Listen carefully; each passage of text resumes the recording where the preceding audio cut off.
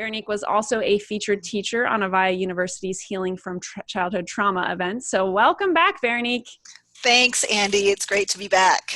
It's great to have you back. I so enjoyed our first conversation, and I'm so excited that we can talk about this again and relate trauma to this really huge topic of chronic illness and chronic pain and all these things that so many people deal with as a result of trauma. So let's dive into that. So where do you start when you say there are 9 things in common between PTSD, complex PTSD, and chronic illness?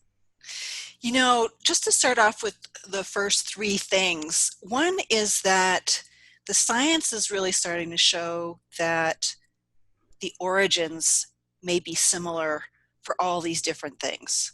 In fact, there's an article in Nature in May 2020 by, his name's Michael Marshall, and the scientists are not aware about trauma, very common in the research, medical, traditional healthcare world.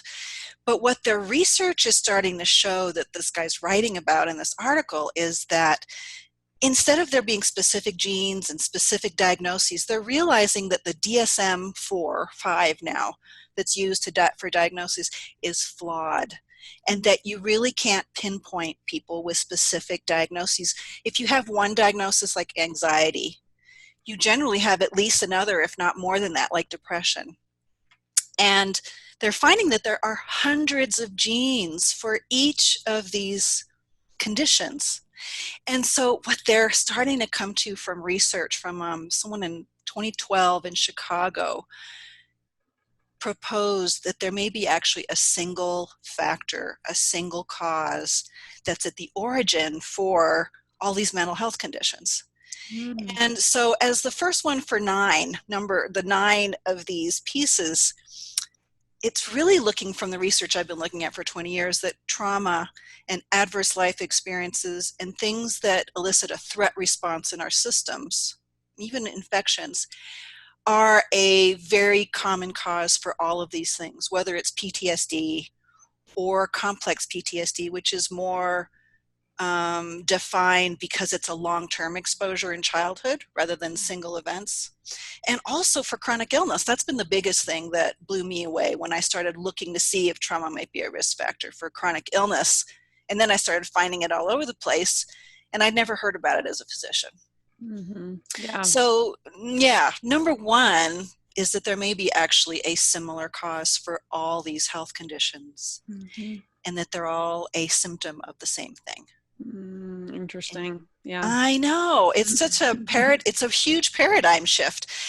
And in this article in Nature, there's no comment of trauma, again, because there's really not a lot of awareness yet. But it takes time for the research to translate into clinical care. And so that's the first one. Yeah. And the second is this concept of genetics, as this article talks about too. But even as a physician, when I was being trained, my sense was, I didn't even think about it. Medical chronic illnesses, it's a genetic issue. And the problem with that is you can't do much about your genes. And so what I started learning from all the trauma research is, and what the researchers are starting to find, is that even if we do have a genetic predisposition for a particular condition, chronic illness, chronic mental health condition, it actually needs interaction with the environment in order to either turn on or to influence how early the symptoms might start, or how late, or how severe they might be. And that all comes to epigenetics, the way that environmental factors and other things influence our genes by attaching molecules to them and turning them on or off, or in some version, some degree of on or off.